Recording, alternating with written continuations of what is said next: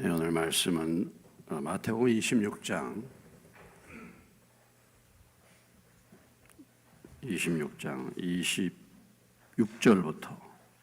35절까지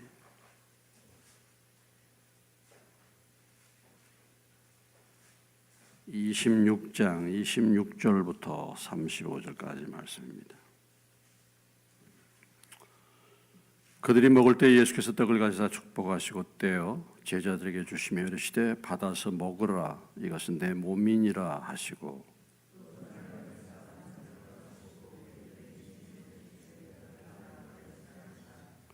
이것은 죄 사함을 얻게 하려고 많은 사람 위하여 흘린 바 나의 피 곧 언약의 피니라.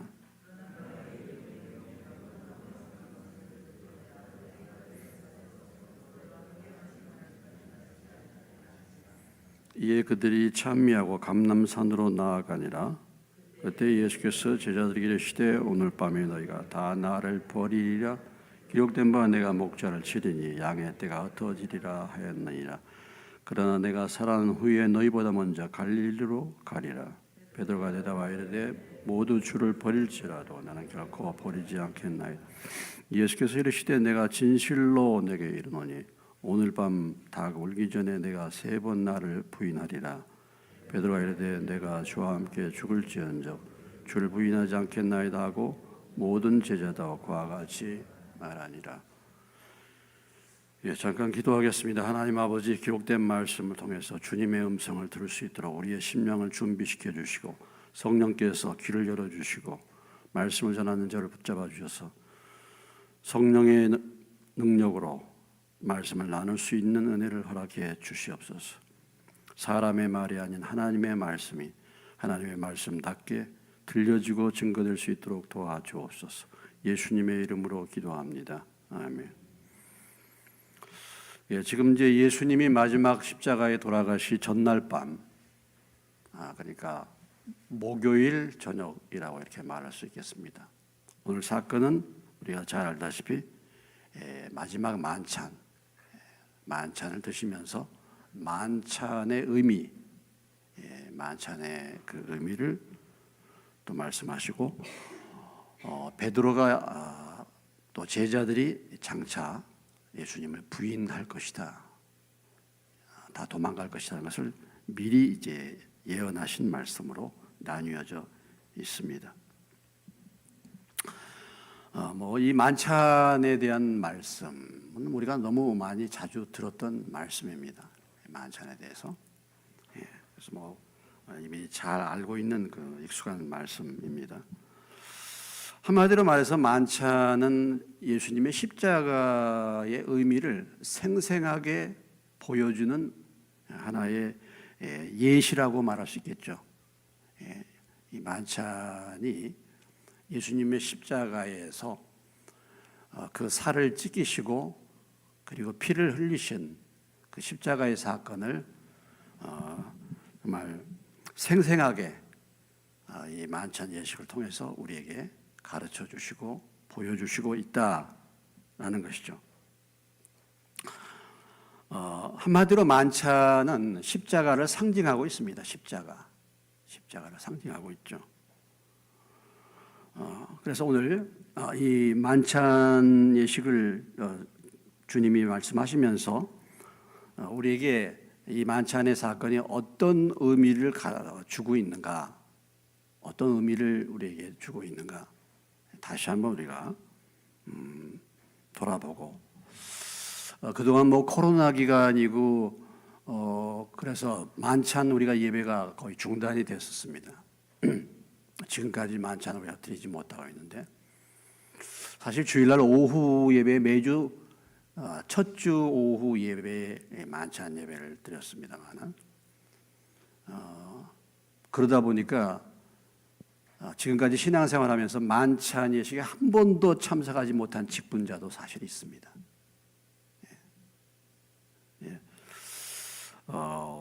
이 만찬이 우리가 교회에서 행할 중요한 교회 예식, 카톨릭은 그 교회 예식이 7가지가 됩니다. 그런데 우리 개신교는 교회 예식은 2가지입니다. 무엇입니까? 교회 예식 두 가지. 뭐예요? 예, 침례와 만찬이에요. 침례 만찬. 시험에 나옵니다. 시험에 시치 준비하시는 집사님들 적으세요. 공부합니다. 예. 개신교의 중요한 교회 예식이 뭐라고요? 예, 우리 침례교니까 침례와 만찬입니다. 만찬입니다. 그것이 바로 이 만찬이 십자가를 생생하게 우리에게 보여주는, 십자가를 상징하고 있는 것이다라는 것이죠. 오늘 말씀, 그들이 먹을 때에,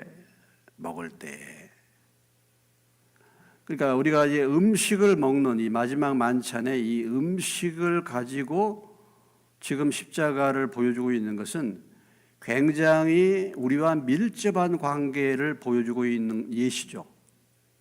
예. 그러니까 이것은 매일 먹는 음식입니다. 지금 음식 가운데서 지금 떡을 갖다가 이렇게 나눠 주시면서 지금 십자가를 가르치고 있는 것입니다. 이것은 막연한 것이 아니에요.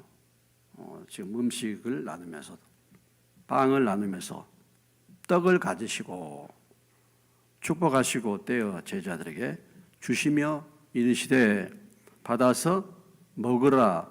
이것은 무엇이라? 내 몸이라. 이렇게 하셨습니다. 몸이다.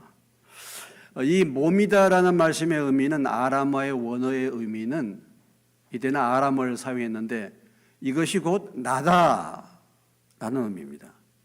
내 몸이다라는 것은 곧 나다, 내 자신이다, 이런 의미예요. 예. 그래서 이 몸이라는 것이 몸을 주셨다라는 말씀의 의미가 어떤 추상적인 것이 아니라는 것입니다. 그냥 관념적인 것이 아니라는 거예요. 어떤 우리의 이론이 아니라는 것입니다. 애매모호한 것이 아니라 실체적인 것이다. 구체적인 것이다. 이것을 우리에게 보여주고 있는 것입니다. 실제다, 이런 거예요. 실제. 이것이 내 몸이다라고 말하는 것은. 그러니까 이론이 아니야. 이건 생각이 아니에요. 내 삶이다. 이렇게 하나가. 예수님이 우리를 위해서, 우리를 구원하시기 위해서 십자가를 지신 것은 이론이 아닌 것입니다. 이론이. 만들어낸 얘기가 아닌 것입니다. 추상이 아닌 것입니다.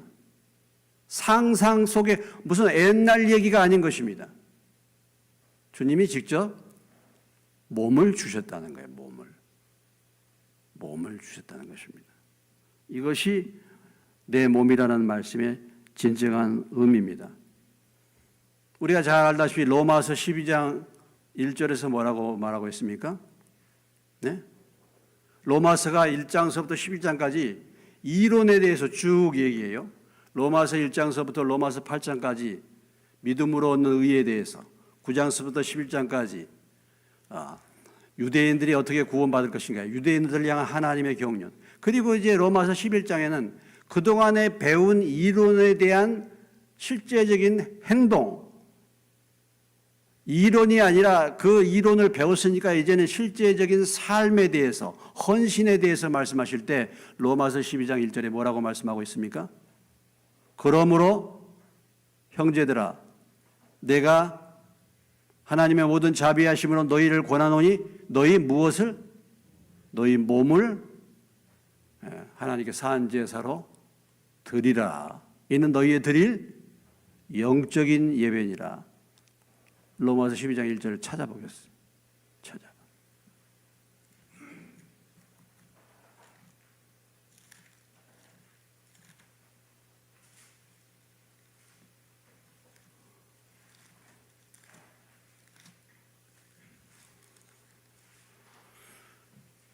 (12장 1절입니다) 같이 읽겠습니다. 시작. 그러므로 형제들아, 내가 하나님의 모든 자비하심으로 너희를 권하노니 너희 몸을 하나님이 기뻐하시는 거룩한 산 제물로 드리라. 이는 너희가 드릴 영적인 예배다. 우리가 뭐 예배 드리자, 예배를 드립니다. 예배 그러는데요. 예배가 무엇입니까? 가장 중요한 것은 내 자신을 드리는 거예요. 예? 몸을 드리는 거예요. 이것이 영적인 예배입니다. 자신을 드리는 거예요. 자신을 드리는 거. 그래서 예수님은 서로 사랑하라, 사랑하라 이렇게 말로 한 게 아니라는 거죠. 말로. 우리가 주님을 주여 내가 주님이 우리의 주인입니다. 말이야 말.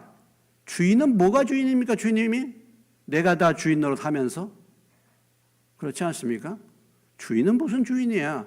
말이야 말. 내가 이것도 하고 저것도 하고 다 말이에요. 실제가 없어.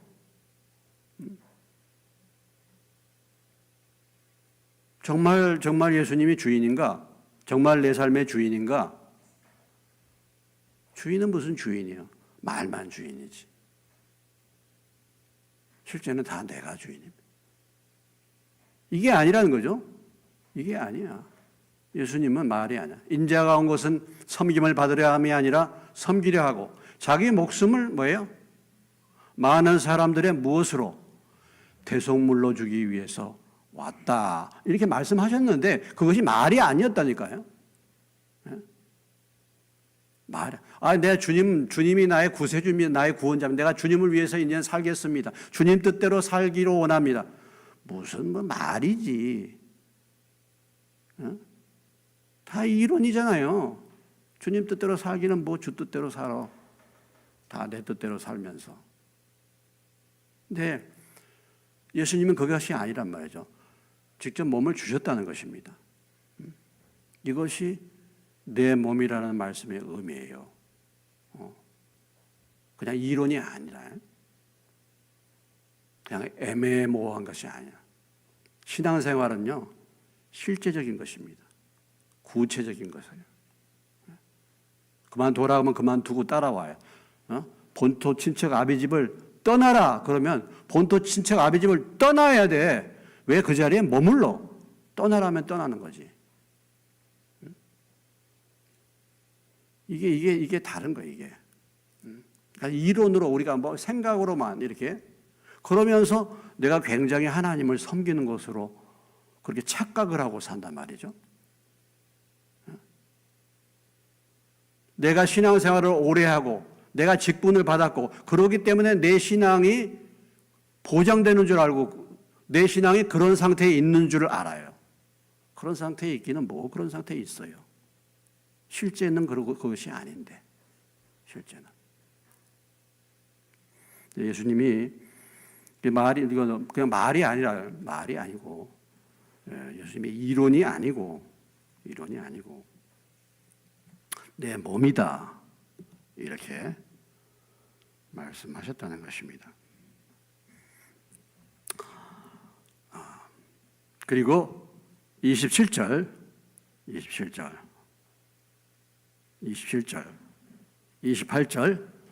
같이 읽습니다. 또 잔을 가지사 감사하기도 하시고 그들에게 주시며 이르시되 너희가 다 이것을 마시라. 이것은 죄사함을 얻게 하려고 많은 사람을 위하여 흘리는 바 나의 피 곧 언약의 피니라. 그렇습니다. 언약의 피. 그래서 예수님이 살과 피를 흘리시고 찢기시고 그래서 자신의 생명을 우리에게 주심으로 우리가 그 떡과 잔에 참여함으로 생명을 보장하고 생명을 얻게 하고 또 이것을 먹고 마심으로 뭡니까? 이제는 주님이 우리 가운데 거하시는 거예요. 그래서 이 성찬의 만찬의 중요한 의미는 연합입니다. 연합이에요. 우리가 주님의 떡과 주님의 피에 참여할 때 주님과 연합됨을 보여주고 있는 것입니다. 이제 내가 주님과 연합된 자입니다. 이제는 내가 주님의 생명을 받은 자입니다. 그래서 그 만찬의 중요한 의미 중에 첫 번째 중요한 부분은 바로 뭐냐면은 주님과의 연합입니다. 연합. 우리가 이제 한 몸이 되는 거죠. 한 몸. 이것을 말한 거죠. 그 만찬의 이 계명 때문에 사실은 이 교회가 굉장히 핍박을 많이 받았습니다. 우리나라에서도 그랬어요. 근데 초대교회 당시에도 로마 정부로부터 많은 핍박을 받은 이유가 이 만찬 의식을 행하는 일로 인해서, 이 말씀으로 인해서 교회가 세상의 공격을 받고 핍박을 받게 됐습니다. 왜냐? 사람의 피를 마시고 살을 먹는다. 그래서 기독교는 식인 종교다. 이런 소문이 나가게 된 거예요. 실제로 또 조선시대에 처음에 복음이 들어왔을 때 우리나라에서도 사람 잡아먹는다고 이런 그 소문들을 퍼뜨리고, 그런 소문이 사실 나서 교회가 핍박을 많이 받게 된 것이 바로 이 만찬 예식을 오해하고 잘못 알았던 세상 사람들의 그 선동에 의해서 만찬 예식으로 인해서 교회가 핍박을 받게 된 사례도 있습니다. 자, 피는 여기서 예수님이 분명하게 말씀하시죠. 죄사함을 얻게 하는 거죠. 죄사함을 얻게 하는. 많은 사람을 위해 흘린 바 나의 피. 무슨 피? 언약의 피다. 언약의 피다. 새 언약의 피. 여기서 그냥 언약의 피가 아니라 동일한 사건을 기록한 누가복음이나 마가복음에 보면은 마가복음 14장이나 누가복음 22장에 보면 새 언약의 피라 그랬습니다. 언약은 언약인데 이 언약은 무슨 언약이에요? 새로운 언약이에요. 그럼 구 언약은 어떤 언약이냐? 구 언약은 언제 맺었던 언약이냐라는 것이죠. 출애굽기 24장으로 가보시겠습니다.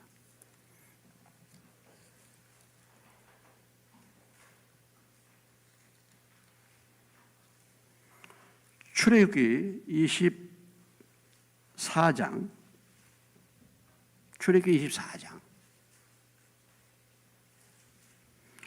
6절로부터 8절까지 출애굽기 24장 118페이지 6절로부터 8절까지입니다. 찾으셨습니까? 한 목소리 읽겠습니다. 모세가 피를 가지고 반은 여러 양푼에 담고 반은 제단에 뿌리고 언약서를 가져다가 백성에게 낭독하여 듣게 하니 그들이 이르되 여호와여 모든 말씀을 우리가 준행하리이다. 모세가 그 피를 가지고 백성에게 뿌리며 이르되 이는 여호와께서 이 모든 말씀에 대하여 너희와 세우신 언약의 피니라 그랬습니다. 모세가 출애굽한 다음에 백성들과 언약을 맺었죠. 백성들이 뭐예요? 언약은 반은 양푼에 담아서 하나님께 드리고 반은 제단에 뿌리고 반은 사람들에게 뿌리는 것입니다. 우리가 옛날에 우리가 맹세하고 할 때 어떻게 해? 맹세하고 칼로 이렇게 베가지고 서로 피를 뿌리고 이게 의형제도 맺고 막 그러잖아요. 혈서도 쓰고 그런 의미예요. 그런 의미. 그럼 이것은 누구와 언약을 맺은 것이죠? 하나님과 이스라엘 백성들 사이에. 무슨 언약을 맺었습니까? 하나님의 백성들, 이스라엘 백성들이 뭐라고 얘기했어요? 여호와의 모든 말씀을 우리가 뭐 하겠다? 준행하겠다. 하나님의 모든 말씀을 우리가 준행하겠습니다. 라고 하나님과 피의 언약을 맺은 것입니다. 그런데 결과가 어떻게 됐어요? 그 언약을 지켰습니까? 못 지켰습니까? 그 언약을 지켰어요? 못 지켰어요? 지키지 못했죠. 우리가 주님 뜻대로 살겠습니다 했는데, 주님의 말씀대로 살겠습니다 했는데 지키지는 못한 거예요. 그러니까 그 언약이 뭐예요? 깨졌죠. 그 언약이. 충청도 말로 막 뻐그러졌다 그러나요? 뻐그러졌어요. 그 언약이 깨졌어요. 그래서 이제 새로운 언약이 필요해요. 새로운 언약. 언약이 깨져버렸어. 그래서 새 언약이 필요해. 그래서 이미 구약에도 선지자들을 통해서 모세와의 이 피의 언약, 처음 맺은 이 언약이 깨졌기 때문에 다른 선지자를 통해서도 새로운 언약을 맺게 하실 것을, 하나님이 그렇게 하실 것을 예언하셨습니다. 에레미야로 가보시겠습니다. 에레미야 31장. 에레미야 31장.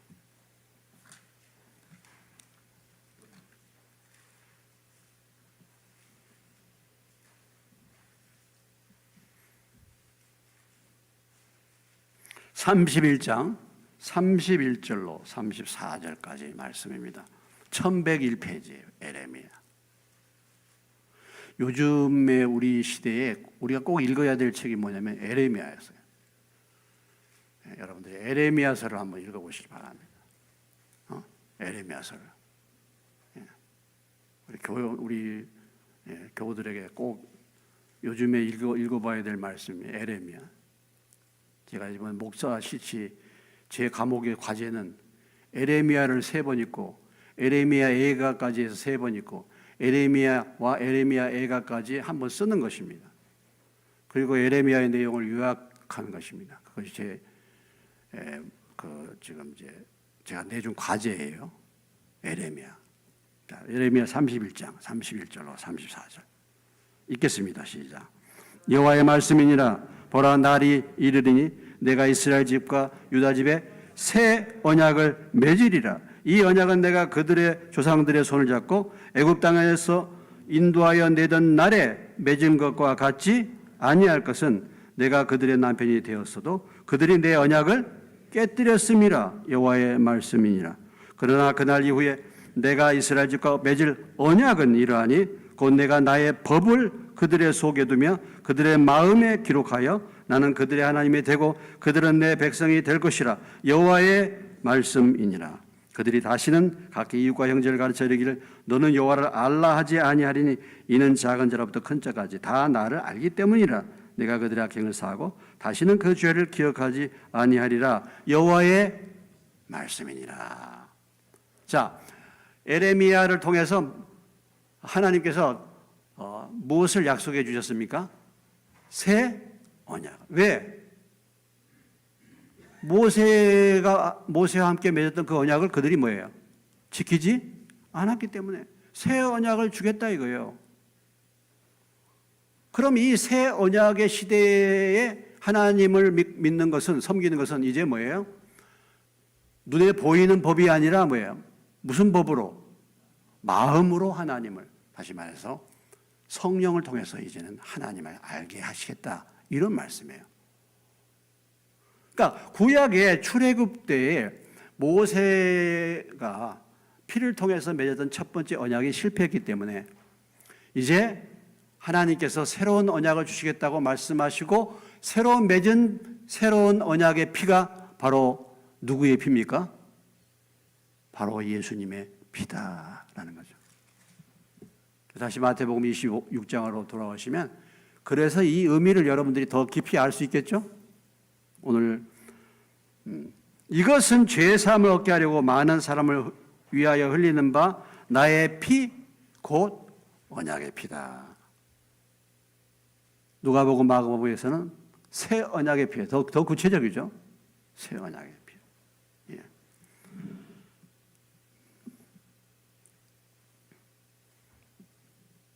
이제는 우리가 이 주님의 십자가의 죽으심, 피 흘리심을 통해서 우리가 이제 새로운 하나님과의 계약 관계를 맺게 됐습니다. 주님의 십자가의 구속을 통해서, 주님의 십자가의 공로를 통해서 이제는 하나님의 생명이 우리 가운데 오게 되었다. 것입니다.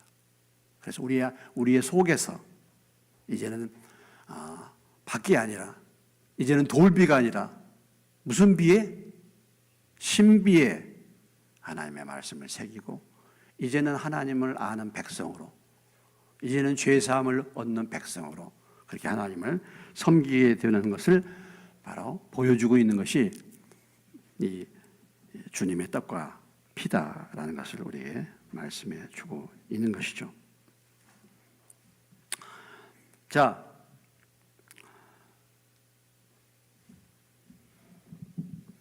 그래서 중요한 것이 바로 이 연합이라는 거, 연합. 우리가 주님과 연합이 돼, 주님의 생명에 이제는 덧붙인 바가 된 줄로 믿습니다. 이제는 우리가 주님 안에, 주님의 생명 가운데 이제 들어간 게 된 것이죠. 이것을 좀 더 구체적으로 보여주고 있는 말씀이 요한복음 6장에 좀 더 구체적으로 이 영적인 의미를 설명해 주고 있습니다. 요한복음 6장으로 가보시면요.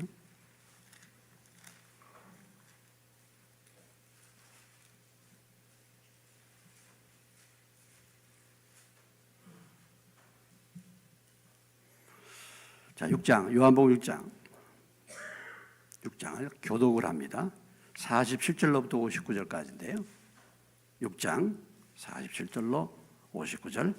진실로 진실로 너희에게 이르노니 믿는 자는 영생을 가졌나니 내가 곧 생명의 떡이니라. 너희 조상들은 광야에서 만나를 먹었어도 죽었거니와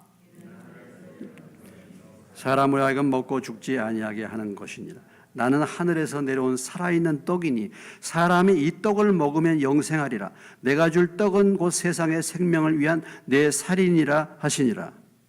그러므로 유대인이 다투어 이르되 이 사람이 어찌 능히 자기 살을 우리에게 주어 먹게 하겠느냐. 예수께서 이르시되 내가 진실로 진실로 너희에게 이르노니 인자의 살을 먹지 아니하고 인자의 피를 마시지 아니하면 너희 속에 생명이 없느니라. 먹고 내 피를 마시는 자는 영생을 가졌고 마지막 날에 내가 그를 다시 살리리니 내 살은 참된 양식이요 내 피는 참된 음료로다. 내 살을 먹고 내 피를 마시는 자는 내 안에 거하고 나도 그의 안에 거하나니 살아계신 아버지께서 나를 보내심에 내가 아버지로 말미암아 사는 것 같이 나를 먹는 그 사람도 나로 말미암아 살리라. 이것은 하늘에서 내려온 떡이니 조상들이 먹고도 죽은 것과 같지 아니하며 이 떡을 먹는 자는 영원히 살리라. 이 말씀은 예수께서 가버나움 회당에서 가르치실 때에 하셨느니라. 여기 좀 이 만찬에 대해서 잘 표현해 주고 있는 말씀이 뭡니까? 55절이에요. 55절을 다 같이 다시 한번 읽겠습니다. 시작.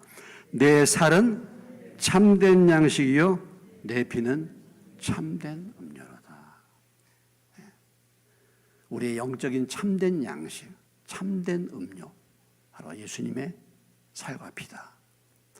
이 설교를 할 때요, 유대인들이 이게 도대체 무슨 말인지 알겠습니까? 이 말씀이 도대체 이게 무슨 소리예요? 이게 무슨 우주인에게 하는 말이에요? 이게 처음 교회 다니고 성경을 처음 읽어본 사람이 이런 이 말씀을 들으면 이게 도대체 무슨 얘기인지 모를 거예요. 이게 우주인들 서로 얘기하는 것 같아. 무슨 하늘에서 떡을 내리고 내 살을 먹고 마시고. 그러니까 내 살을 먹고 마시고 내 살을 먹고 마시지 않고 내 피를 마시지 않으면 나와 상관이 없다. 이건 무슨 사람 피를 먹고 마시는 것. 이게 도대체 무슨 얘기인가? 그런데 오늘 이 말씀이 바로 만찬의 영적 의미를 잘 설명해 주고 있는 말씀이다라는 것이죠. 그래서 가장 핵심적인 메시지가 연합입니다. 연합. 우리가 주님의 생명 가운데 함께 거하게 되는 것이죠. 그 다음에 또 중요한 의미가 무엇입니까? 여기 이제 26절에도 이제 나오고 있지만 축복하시고, 축복. 그 다음에 27절에 뭐예요? 감사 기도하시고. 이 만찬이 축복과 감사이죠. 축복과 감사죠. 그렇죠.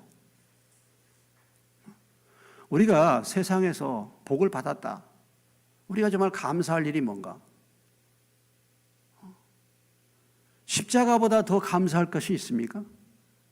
예수님이 우리를 위해 생명을 지불하신 것보다 더 그 은혜를 아는 것보다 더 복된 것이 있겠습니까?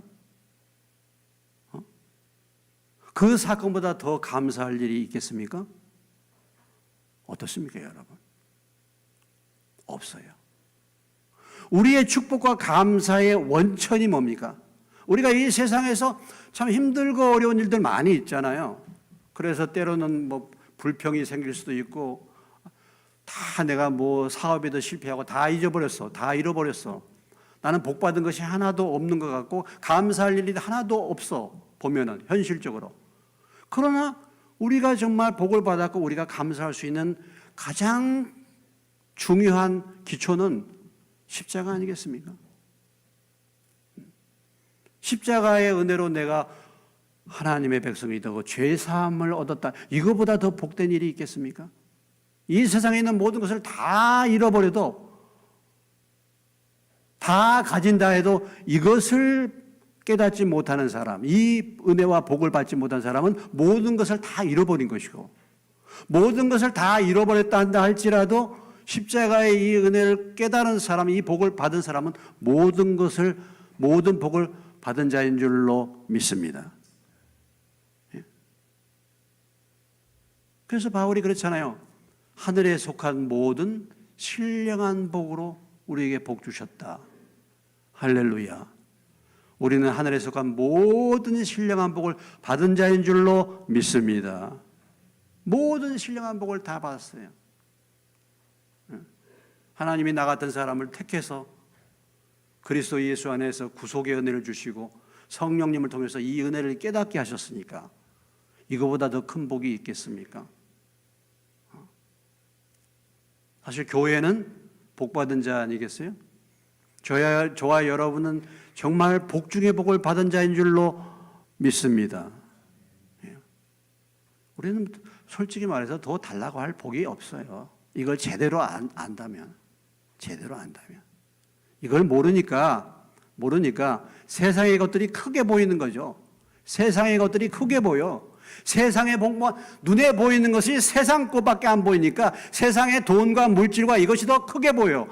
하나님의 은혜가 얼마나 놀라운지를 모르는 거잖아요.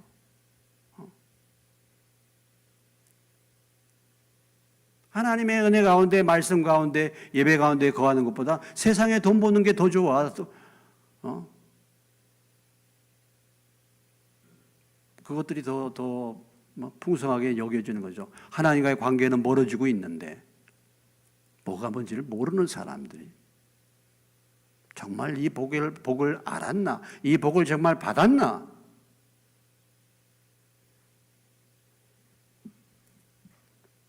정말 이 은혜를 알고 이 복을 받은 자라고 한다면은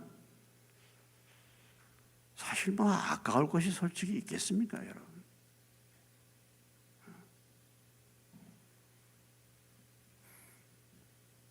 물론 뭐 계산하고 살아야 되겠지만 하나님 앞에 드릴 때 뭐 꼭 그렇게 계산을 하겠습니까?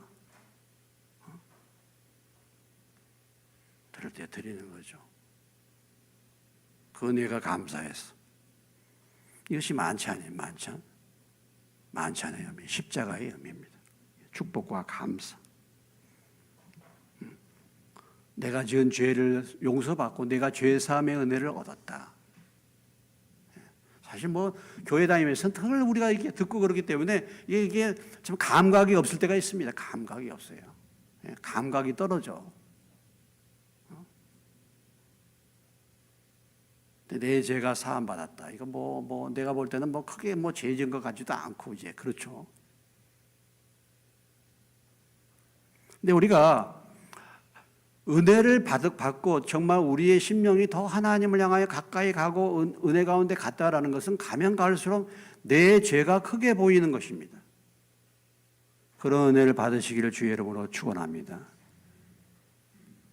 가면 갈수록 내가 무디어져. 가면 갈수록 무디어져.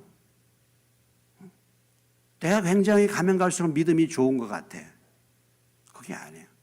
가면 갈수록 내 죄가 정말 커지는 거죠. 그렇죠. 우리가 빛 대신 빛 앞에 가면 갈수록 우리의 그 것들이 다 더 드러나잖아요. 더 드러나는 거잖아.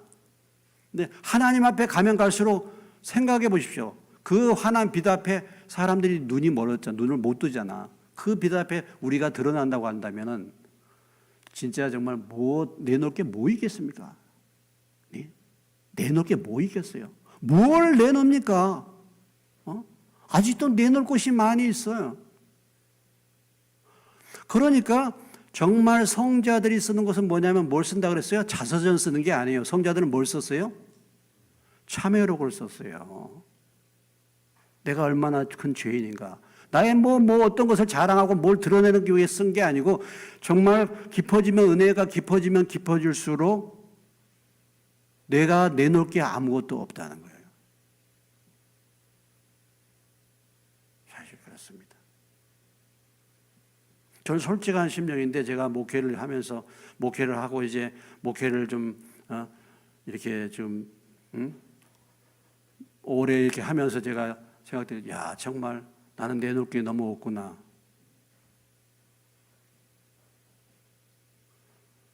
나하고 저같이 신앙생활하면서 제가 그렇게 설교한다고 했는데도 변화가 없는 사람들을 보니까 진짜 내가 내놓을 게 없구나. 정말 그렇습니다. 저는 좀 말씀 사역을 좀 쉴까 하고 있어요. 제가 41년 동안 목회를 했는데요. 보통 7년 정도의 안식년을 갔습니다. 물론 큰 교회들이지만. 우리 신영침략교회 목사님은 6개월, 7년 때인데 안식년은 못 갔지만 6개월 동안 안식부를 가져요. 거기는 개척한 것도 아니지 않습니까? 여러분, 개척에서 제가 여기까지 지내오면서 얼마나 많은 어려운 일을 겪었는지 아시는 분은 아시겠죠. 근데 그 어떤 어려움보다도 사람들이 변화가 안 되는 것을 제가 참 내놓을 게 없다 이런 생각이 들어요.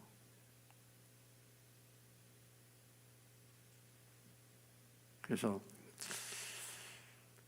이제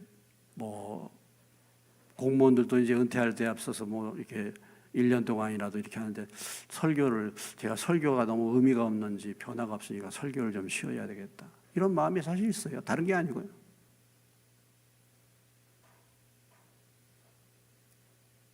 초라한 것입니다. 내놓을 게 없는 것입니다. 가면 갈수록 그런 것 같아요. 진짜. 자, 축복과 감사. 그래도 감사죠. 다른 걸 다 잃어버려도 우리가 예수님을 알고 예수님을 믿었다고 한다면 모든 것을 받은 자인 줄로 믿으시기 바랍니다. 따라서 합시다. 나는 모든 것을 받은 사람이다. 모든 것을 받은 사람. 이걸 우리가 몰라서 그렇죠. 나중에 정말 우리가 하나님 앞에 가면 그럴 거예요. 이것이 우리가 눈에 안 보여. 눈이 가려워서 세상 것이 크게 보여. 감사합니다. 축복과 감사. 자, 그 다음에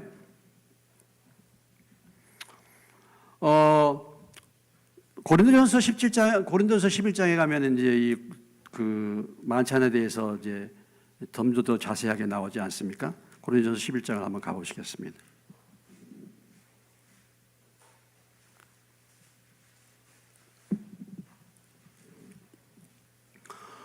이 만찬을 이제 사도 바울이 좀 더 깊은 의미로 만찬에 대해서 이제 말씀을 해주고 있는 것인데요. 고린도서 11장으로 가보시면 276페이지. 우리가 만찬할 때마다 많이 들었던 말씀입니다만 23절로부터 276페이지. 내가 너에게 전한 것은 주께 받은 것이니 곧 주 예수께서 잡히시던 밤에 떡을 가지사 축사하시고 떼어 이르시되 이것은 너희를 위하는 내 몸이니 이것을 행하여 나를 기념하라 하시고 식후에 또한 그와 같이 잔을 가지시고 이르시되 이 잔은 내 피로 세운 새 언약이니 이것을 행하여 마실 때마다 나를 기념하라 하셨으니. 그렇죠. 여기에서 또 만찬의 중요한 의미가 무엇입니까? 예, 무엇하라고요? 기념하라. 기념이 무엇입니까? 잊어버리지 말고 마음에 새겨라. 기념일 있죠, 기념일. 여러분 생일날 다 생일날 다 기억하시죠? 예, 생일날 다 기억합니다. 생일날 기억하죠. 연락도 하고 또 생일날도 선물도 보내고 잊어버리지 않죠. 우리가 생일날 기념하는 것입니다. 과거의 사건을 현재로 가져오는 거예요. 기념이란 것은 우리 자주 잊어버리죠. 자주 잊어버리니까 그거 잊지 말도록 과거의 사건을 현재로 가져오는 것입니다. 과거의 사건을 기억을 재생시키는 겁니다. 기억을. 시간이 지나고 세월이 흐르면 기억이 가물가물해지잖아요. 가물가물해지죠. 근데 특별히 이 만찬은 우리가 먹는 음식이잖아요. 먹는 음식입니다. 굉장히 먹는 것은 평생 먹어. 그렇기 때문에 이것은 금방 쉽게 잊어버리지 않도록 하는 거예요.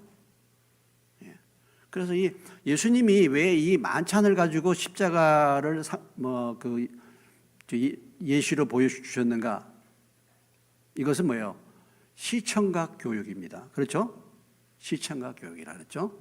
시청각. 그냥 말로 한 게 아니고 시청각.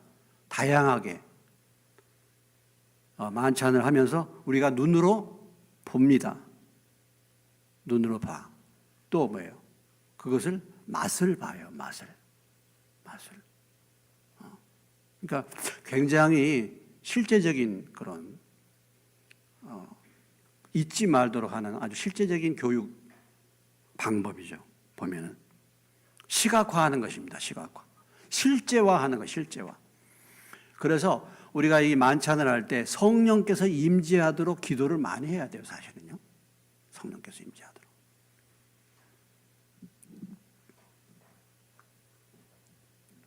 아무튼 우리가 자주 얘기하지만 잊지 말아야 할 일들이 많이 있습니다. 우리가 인생 살아오면서 과거에 했던 모든 것들 가운데 잊어야 할 일도 있고 잊지 말아야 할 일도 있잖아요.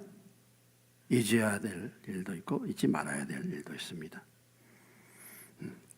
근데 사실은 잊지 말아야 할 일들은 교훈이죠, 교훈. 과거의 사건의 교훈은 잊어버리지 말아야 돼요. 예? 그러나 또 과거의 원한, 과거의 죄, 과거의 상처, 과거의 실수 이런 것들은 우리가 잊어버려야 됩니다. 예? 잊어야 될 것은 뭐예요? 잊어야 돼요. 그런데 그런 과거의 사건을 통해서 우리에게 준 뭐예요? 교훈은 잊지 말아야 되죠. 교훈은. 이것이 우리가 역사를 배우는 것입니다. 역사를 배우는 것이죠. 우리가 받은 은혜와 사랑은 결코 뭐예요? 잊어서는 안 되겠죠. 근데 사람들은 어떻게 말합니까? 사람들은 어떻습니까? 잊어야 할 일은 잊지 않고 뭐예요? 잊지 말아야 할 일들은 잊어버리는 게 문제잖아요. 그게 참 문제예요. 그래서 늘 우리가 자주 나누는 말이 있지 않습니까? 따라서 합시다. 원하는 바위에 새기고, 원하는 어디에 새겨요?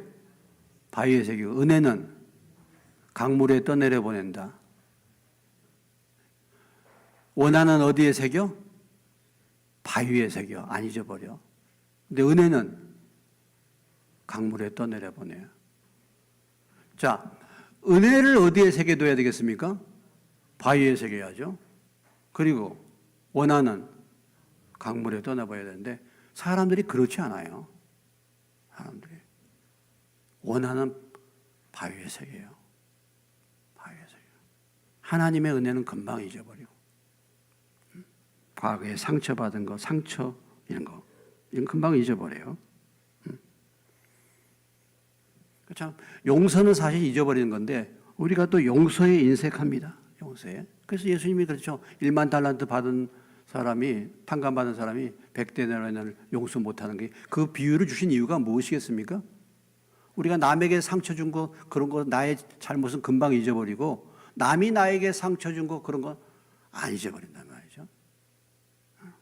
이런단 말이에요. 세월호가 몇 주년 됐습니까? 9주년 됐죠. 다 이렇게 현수막 붙지 않습니까? 다 붙어요. 세월호 우리가 잊지 않겠습니다. 세월호 잊지 않겠습니다. 예. 근데 잊을 때는 잊어야죠. 뭐 한정없이 그렇게 기억합니까? 교훈을 잊지 말아야죠. 교훈. 세월호 그 전에요. 서해 폐리 사건이 있습니다. 한 300명 죽었어요. 290여 명. 서해 폐리호 잊지 않고 있습니까? 다 잊어버렸잖아요. 그 전에 대구의 지하철에서 160명 정도가 불타서 죽었습니다. 그런 거 뭐 잊어버리지 않아요. 그 외에 사고가 얼마나 많습니까? 참 보면은 잊어버려야 될 것은 잊어버려야 돼요. 교훈은 우리가 잊지 말아야 됩니다, 여러분. 저는 뭐 정치적인 얘기보다도 저는 성경적으로 볼 때 예를 들어서 일본과의 관계가 어떻습니까, 여러분? 일본과의 이런 관계를 맺는 거 이거 친일파입니까? 관계를 맺지 말아야 되겠습니까, 여러분?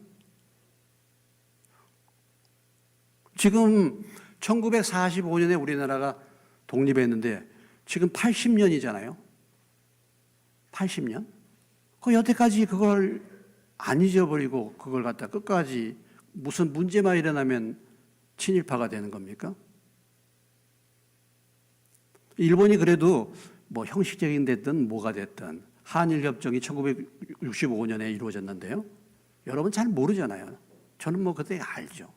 데모할 때 제가 그 현장에도 있었으니까 그때 학교 다닐 때니까. 근데 그래도 일본이 2억 달러를 무상으로 공급하고 무상으로 줬습니다. 그 당시 2억 달러면 굉장한 돈이에요, 우리나라에. 3억 달러를 저리 차관으로 5억 달러를 우리에게 주고서 한일협정을 맺은 것입니다. 그리고 과거의 사를 정리한다고.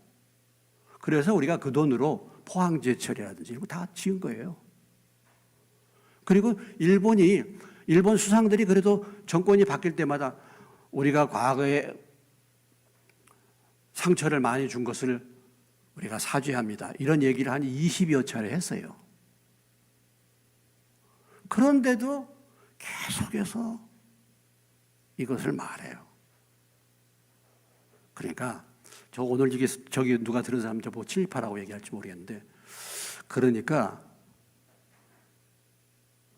사실 일본 사람들은 지금 80년 전에 자기 조상들이 잘못한 거잖아요. 현실 사람들은 그거 가만히 있지 않죠. 그러니까 우리의 수준은 뭐냐면 독일이 진정으로 회개했는데 그런 수준으로 안 한다 이런 거죠. 여러분, 베트남하고 미국하고 약 10여 년 동안 전쟁했습니다. 베트남하고. 1975년에 미군이 이제 물러가고 이제 베트남이 공산화됐지 않습니까? 베트남 공산당들은요, 참 아주 굉장히 현실적인 공산당이라도 현실적입니다. 그래서 바로 미국과 수교를 했어요. 우리는 과거에 우리와 전쟁한 거 그거 배상 요구 안 한다. 우리와 수교만 해달라. 다른 거 요구하지 않는다. 자, 우리가 베트남에 우리나라 군대를 파견했죠. 민간인 학살도 하고 했습니다. 우리나라가 수교할 때 과거에 한국군이 이렇게 했으니까 다 물어내라 계속 그걸 가지고 계속 그렇게 합니까? 베트남이 계속 물어내라 미국에게 이렇게 했으니까 뭐 사죄하고 보상하라 합니까? 안 해요. 그래서 베트남이 미국과 바로 수교를 해서 지금 베트남이 저렇게 번성을 누리는 것입니다. 앞으로 베트남이요, 우리나라보다 더 발전할 거예요. 지금 그 나라는 1억이 넘는데 대부분 다 청년층입니다. 영국과 프랑스처럼 심각하게 싸운 나라가 없어요. 오랫동안 전쟁을 했습니다. 근데 그들이 뭐예요? 과거는 과거 끝났어. 과거는 과거야. 아니 뭐 물론 잘못했다고 그러고 서로 용서하고 서로 화해하고 다시 협력하고 이것이 인생 아니겠습니까? 우리가 나라도 마찬가지고 개인도 마찬가지 아닙니까? 너희들은 원수야, 평생 원수야. 그러면 우리가 6.25는 왜 안 잊어버립니까? 6.25는 왜 다 있습니까, 여러분? 예? 6.25 때 우리가 200만 명이라는 사람이 죽었는데 북한은 우리에게 한 번이라도 잘못했다고 얘기합니까? 안 하잖아요. 무슨 배상을 합니까? 안 하잖아요. 이번에도 보니까 그동안에 개성공단이나 이렇게 해뒀던 거 다 이제 뜯어가지고 말이에요. 다 중국이 들어와서 그 공장 운영한다 그러잖아요. 금강산에 투자했던 마지막 그 호텔까지 다 철거했지 않습니까? 그런데 거기에 대해서는 얘기를 안 하는 거야. 이것은 불공정한 것이죠. 균형이 잡히지 않은 것이죠. 균형이. 우리가 믿는 사람으로서 용서할 것은 용서해야 하잖아요. 용서할 것은. 용서할 건 용서. 이게 뭐 어떤 정치적인 문제를 떠나서요. 이건 용서할 것은 용서하고 균형을 잡을 것은 균형을 잡고 이렇게 해야 되는 건데 이런 부분들을 정치적으로 이용한단 말이죠.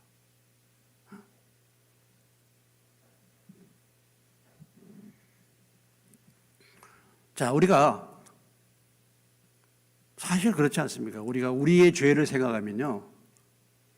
다른 사람한테 이런저런 얘기할 것이 없잖아요. 우리의 죄를 진짜 바로 본다고 한다면. 그런데 내 부족한 것과 죄는 가려져 있어. 그렇기 때문에 다른 사람들을 향하여 비판하고 비방할 때는 굉장히 날카롭습니다. 실제로 우리가 주님의 십자가 앞에 내 자신을 본다고 한다면 별로 얘기할 게 없는 거죠. 자, 뭐 다른 것은 다 이제 잊어버릴 수 있습니다. 우리가 용서할 수도 있고요. 용서할 수도 있고. 그러나 결코 우리가 잊어서는 안 될 것이 뭡니까? 바로 십자가이죠. 십자가는 정말 결코 잊어서는 안 될 그런 일이 바로 십자가입니다.